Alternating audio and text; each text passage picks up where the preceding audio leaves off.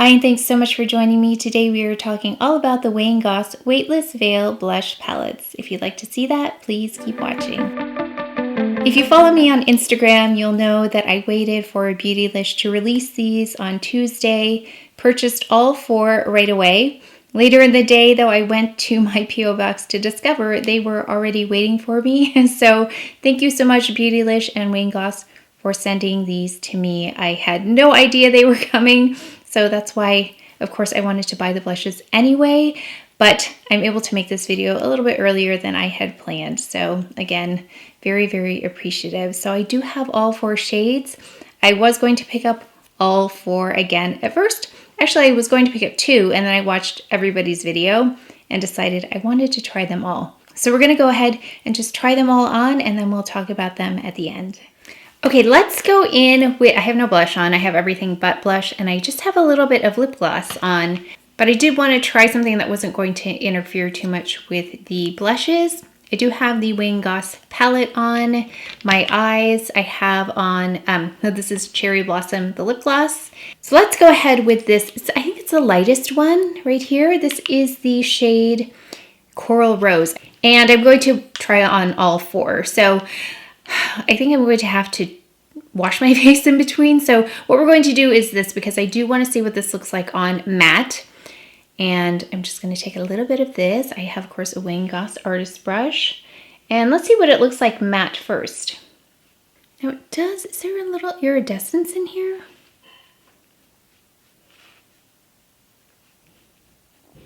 I am spotting a bit of something in there. Okay, let's go in a little bit heavy-handed with this just so you can see the true color, because I feel like sometimes the camera doesn't really pick it up that well.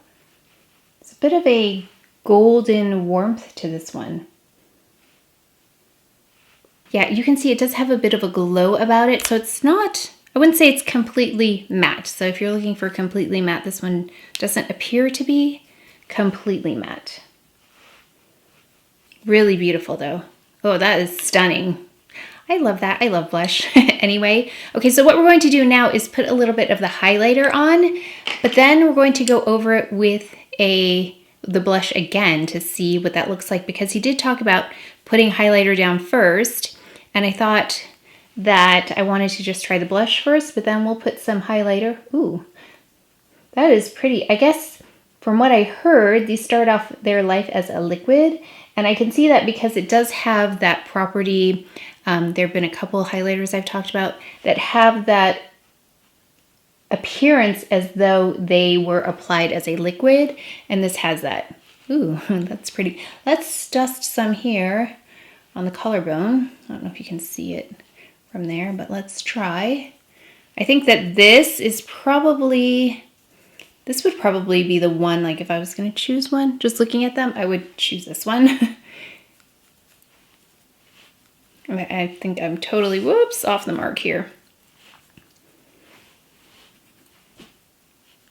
Okay, so now we have highlighter. Let's go in with the blush and see how this looks having blush over it. I don't know why it never occurred to me, because I do like, you know how I've said I don't love super shimmery blushes, but if you can be targeted with it, where you have it in areas where you don't have issues with texture, like for me, I don't really have that much of an issue unless it's a really chunky highlighter, to put it on underneath and then go in with a blush over it so that you kind of get a more subtle glow. That's pretty. I think I could sit here all day long and just apply blush. Okay, so that is beautiful, really beautiful. This again is Coral Rose. Create a pretty youthful looking glow with soft peachy pink and glistening beige champagne.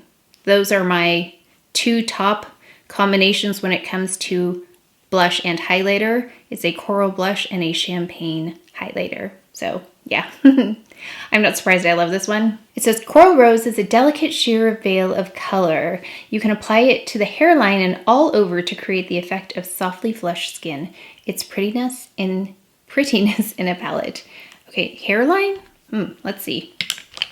I don't know. You know what? I have a little bit of the that root spray in though, so I don't know if that's going to, I don't want it to interfere, but let's just put a little bit just to kind of connect the two colors. Okay, let's try the next color. Let me clean my brush off here. Okay, this one is Blush Peony. Okay, right away, I'm seeing that this is much more matte.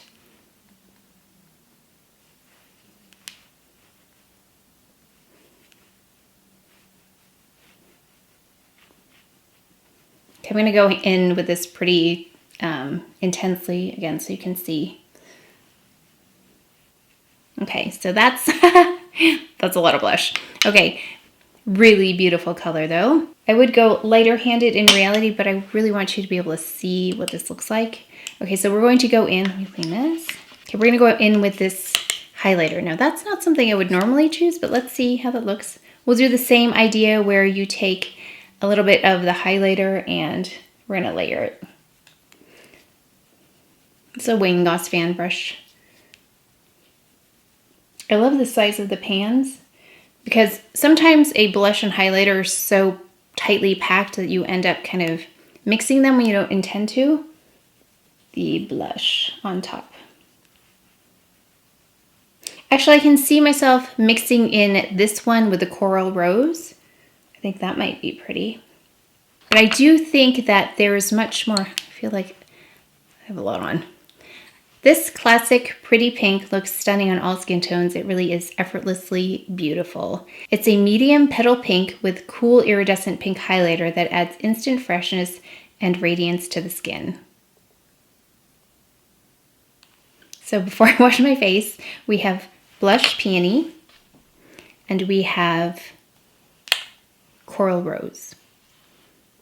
Blush Peony, Coral Rose. I wonder what happens if I mix them.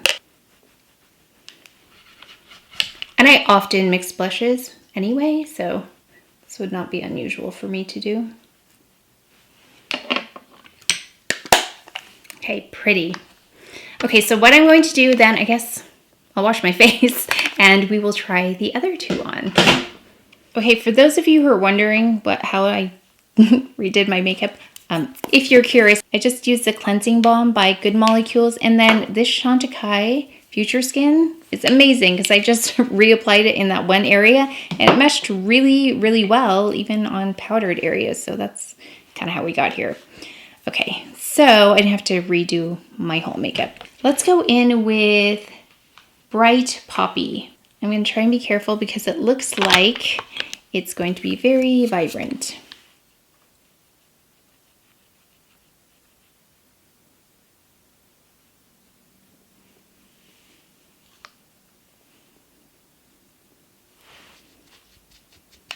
Pretty. Okay, we're gonna go in with the highlighter shade now, the coppery goldish shade. Really pretty.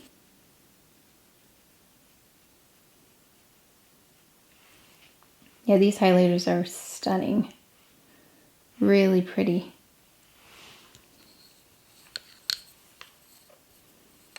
I'm gonna go in with the blush again, really lightly. Right over the highlighter and see how that looks. Almost turns this into like a corally shade just because it's got that very warm gold. Pretty.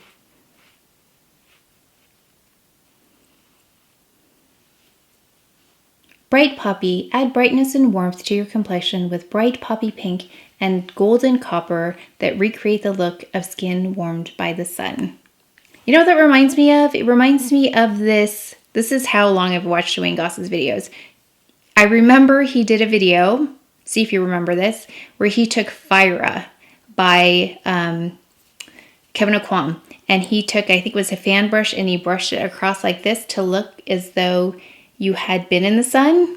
I remember that, and I bought that blush because of him. And it had that same kind of vibrant thing that just reminded me of it. Let me know if you remember that one, because that means you've been watching a long time like I have. But that's kind of what it reminds me of, that whole idea. So pretty. Okay, this one is intense. And I think he even says it in here. What does it say? It says, don't be frightened by the color. Vivid Azalea is designed to be universally flattering. It just breathes life into the skin. I'm a little bit afraid of this color. And it says vibrant fuchsia and shimmering white gold illuminate the skin and make your favorite features pop. Okay, yeah, I just like, it looks so pretty in the pan, but I'm a bit like, whoo, look at that. I'm gonna just get a little bit of the excess off. A little bit afraid of how much is going to go on it at one time. So let me just like to do when I'm not sure. Just kind of do that, okay. Took some on the brush and then I patted it off, and now I'm really like, there's very little on the brush.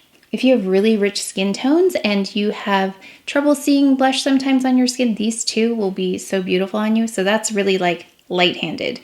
So if, for me, like my medium skin tone, I would definitely go like, I think that's very wearable. Like this, that's a lot, but this is very wearable. But you want to build it up and see? Let's just see. Let's see where it goes, because I want you to see the color. I should say it's not lifting my concealer or anything either. So that is Azalea. That poppy is really vibrant. That's pretty.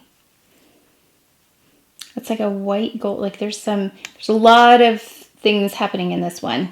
It's definitely not as it seems in here. There's like gold and pink and almost like there's something else in there.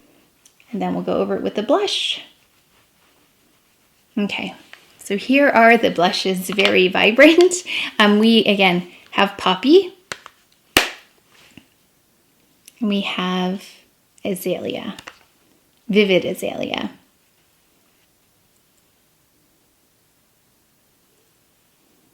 Yeah, again, I wouldn't go this bold usually, but for the sake of showing you what it looks like, here you go. Let's see though if we can take it down. Let's see if we can temper it or not. So I usually will go in with the Hummingbird powder by Chantecaille, and just like, if I do go in deeply with a blush, I will kind of take it down with this powder. Because I love blush so much, this is my little fix it if I put too much on. Because sometimes they will, just because I love the color and I love the way it looks, but then I just keep keep applying it, and then sometimes it will get away from me. So doing this is not like a new thing for me. I do this a lot because I'm so close looking at the color, and then by the time I step away, it's like, wow, that's a lot. So I think that's pretty too. I think that if you really want to blend in a blush, I think putting powder on top of it, especially these, works really well because you can still see the color, but it is very much fused with the rest of your makeup. What I'm going to do is just remove this and put on my favorite one, and then we will chat about all of the blushes. Okay, so I removed the blush and put on my favorite one. Actually, my favorite ones. I have a couple on right now. So I went in with, well, let's talk about them. First of all, though, I do want to say I do appreciate that Wayne did think about an extended demographic. Usually makeup companies will focus on under 40, but those of us who are over 40 know that there are certain issues that come along with just natural process of getting older. And I'm 48 if those of you who are new here don't know that. So I'm well within the over 40 range. We do have a bit more in terms of texture, things like that with our skin, which is why finding blushes can be difficult for me, because shimmer is really beautiful on like really smooth skin, but shimmer on skin that has texture, for me, it's the pores in the front, can be tricky. So I'm always looking at blush like, is there shimmer in there or not? Like I can't tell from the swatches sometimes. So that's why I'm starting to do what I'm calling flashlight swatches. So you can really see what is in a product, because it is very hard to tell sometimes online. I will include some flashlight swatches for you just so you can see how much shimmer is in each blush, because they are a little bit different. Wayne did say he tested this with a group of people over 40 to get their feedback to make sure it worked on them. So he definitely had us in mind, although it doesn't restrict it to an over 40 range. It's good for everybody, but he just took special care to make sure it would work for those of us above 40. Of course, I really do appreciate that, because I think I love blush, but it can be, again, tricky sometimes. The beauty of these is that the blush and highlighter can be customized, meaning that you can control the amount of shimmer that you want. Now the blushes are matte to, like, I'm not going to say totally matte because there are different levels of sheen on them. So we will look closely at that if you are concerned at all about any kind of shimmer or reflective properties. So we'll just go ahead and talk about my favorite one first. And I think you could probably tell after trying them on. My favorite one that I would recommend if you're going to get one and you are around my skin tone, like a medium with warm tones, Coral Rose. Of course, I love a coral blush. Anything with a little hint of that like peachy, apricot, that kind of warmth. It comes across as almost pink on my skin because I am so warm. So that's why I love this. It's just a beautiful, natural. This is truly a veil of color on me. And I love a champagne highlighter anyway, so this combination is perfect for me. A kind of a peachy blush, a little warmth to it with a champagne blush. Perfect. So this finish though is not completely matte, matte, matte. I've had matte blushes before. This one has a bit of a sheen on it. So you'll see that as I put the flashlight over it, and you'll see that it's very fine, but it's there. So just know it's not completely totally matte. Now, actually one of the blushes, or a couple of them, are definitely on the more matte side. And this highlighter, I think I may have said it, but these were born of a liquid formula according to Wayne. So that's why they look like they're a liquid highlighter, because that's where they began their life.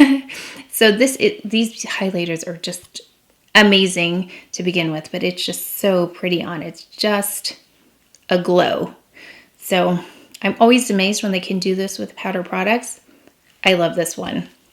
Now I do have it in combination with my second one, and that is the other one I was looking at initially as well. This one is in Bright Poppy. So I already know I love coral blushes and poppy blushes, and this is definitely a poppy. It's very vibrant though. I kind of placed it here, like layering blushes, if you like to do that. These two work really well together. So I put a little bit here and then I kind of buffed it out with the other one. Then I went in between both of them and then just kind of combined them for another wash of color.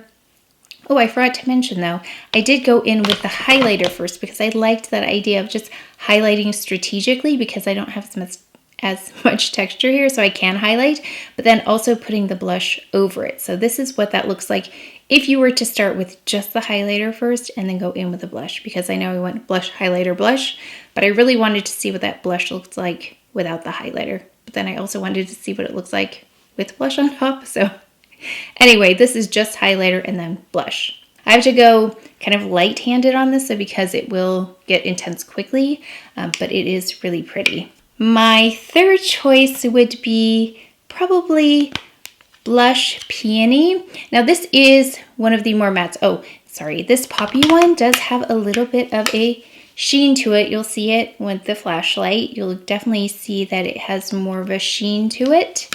So know that about that if you like that color, but it's not totally matte. But this one is definitely your more matte blush. So if you are seeking the most matte of them, this is one of them. This one is pretty, and this one surprised me. That like unicorn kind of highlighter, if you like that cool kind of highlighter, I think you'll really like this one. But this one I can see blending with the other ones as well. I think that would go really well in terms of layering. And plus, again, this is your more matte, which I like. Like I really like the matteness of this one. I think it's really pretty. It goes on smoothly as well. Sometimes with mattes though, that's the tricky part. I think sometimes they might not go on as smoothly, but this one went on really seamlessly as well. Then let's talk about the Vivid Azalea. Now this, I was scared of this one, and I tried to not go as well, I tried to show it to you without going overboard, but I may have gone overboard. Actually, both of those, because they are so vibrant. So in real life, I would definitely go way, way less heavy-handed. Yeah, I would definitely go lighter with this and be a lot more careful with it in terms of application, because it went on like really quickly. There was a lot of pigment. So if you are someone who usually has some trouble with blush showing up this one's beautiful, and also Poppy, I think would be really great for you. So they are really beautiful. I just have to be very careful with these in terms of when I apply them and just being very careful. But again, all beautiful.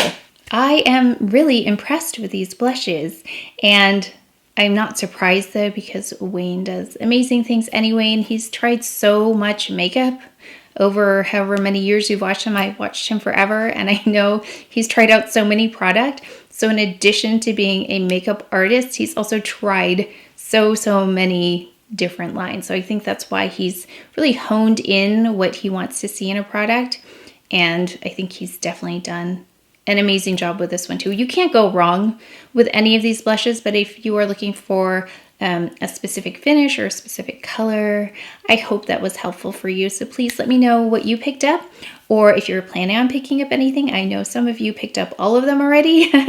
So I hope you're enjoying them as much as I am enjoying them. And thank you again so much to Beautylish and to Wayne for sending these to me. I'm so appreciative. But that is it for today's video. So please take care of each other, stay well.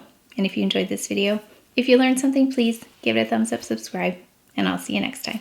Thanks.